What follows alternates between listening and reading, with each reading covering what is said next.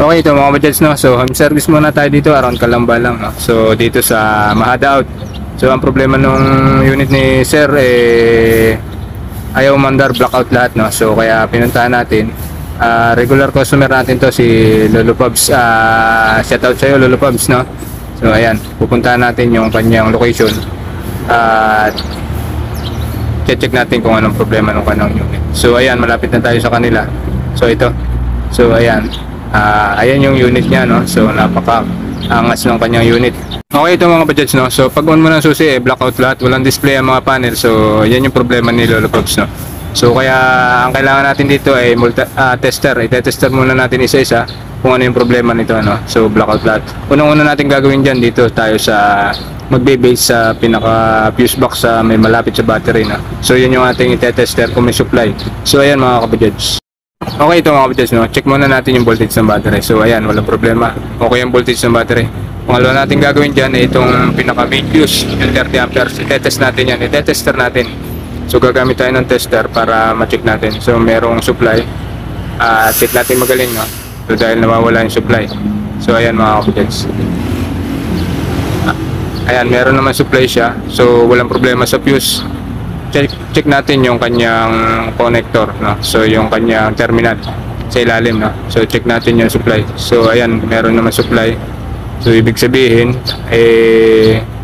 may supply siya, no. So walang problema dito sa fuse box.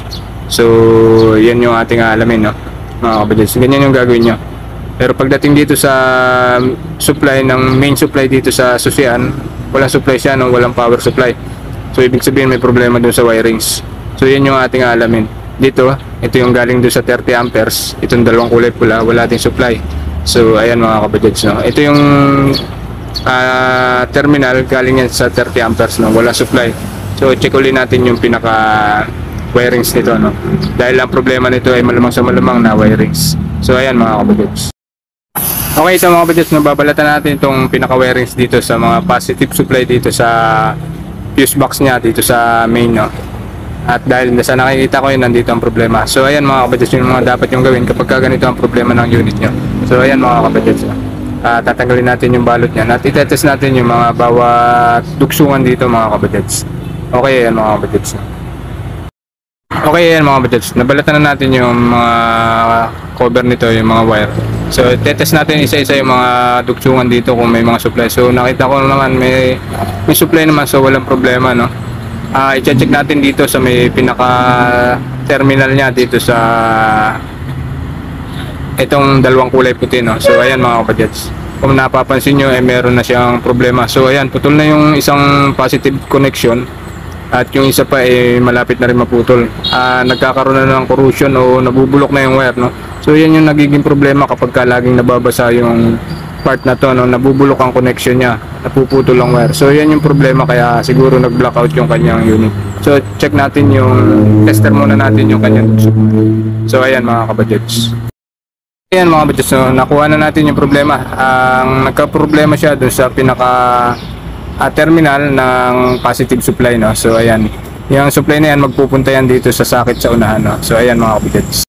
Okay, ito mga kabudgets, i-repair na natin yung kanyang terminal dito. Malamang sa malamang na gagawin natin wire to wire na to. Tatanggalin na natin yung kanyang terminal, no, dahil nabubulok na yung kanyang socket. So yan yung naging problema ni customer, nabulok na yung pinaka socket terminal dito sa positive supply papunta dun sa unahan. So ayan mga kabudgets, yung dapat yung gawin o i-check o i-consider kapag ganitong nangyari sa inyong unit na blackout lahat, no. I-check nyo muna ang fuse box at siyempre dito na sa inyong pinaka positive supply dito sa terminal niya, mga positive supply papunta sa unahan. So ayan mga kabudgets yung kanyang naging problema. Okay, ito mga kabudgets, no. So nagkaroon na ng display yung kanyang mga panel, no. Nagkaroon na ng mga indicator. So yun yung naging problema niya mga kabudgets, no, yung terminal doon sa pinaka main sa malapit sa battery, no, na bulok na o nagkaroon na ng corrosion. Yun yung mga dapat yung i-check kapag ganito ang naging problema. So papaanda rin natin yan mga kabudgets.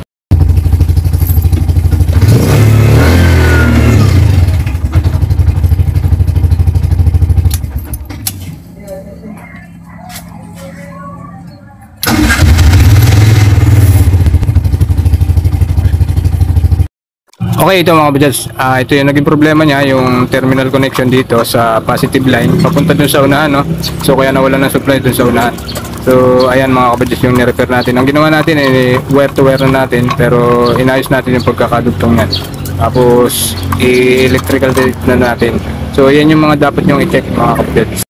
Okay, mga kabadyats, na-repair na natin. So okay na, pinalutan na natin ng maayos para maganda yung seal yung kanyang mga wire para kahit mabasa okay lang siya, no?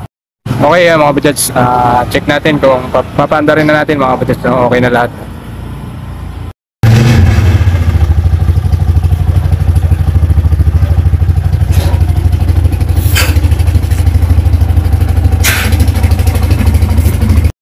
So ayan mga kabadyats, no, okay na. Mas mainam talaga na lagi tayo may dala-dalang ganitong pang-tester ng voltage para meron tayong gagamitin kapag ganito yung naging problema natin. Simpleng test light lang ay okay na, magagamit na natin yan pang-trouble. So ayan mga kabadyats, yung ating PDE, no. Okay, ayan mga kabadyats, no, so okay na yung unit, no. So shoutout sa inyong mag-asawa, Lolo Pabs, no. Maraming salamat sa inyong walang sawang pagtangkili. So dito lang yan sa Maada Out, Aran Calamba lang mga kabadyats, no.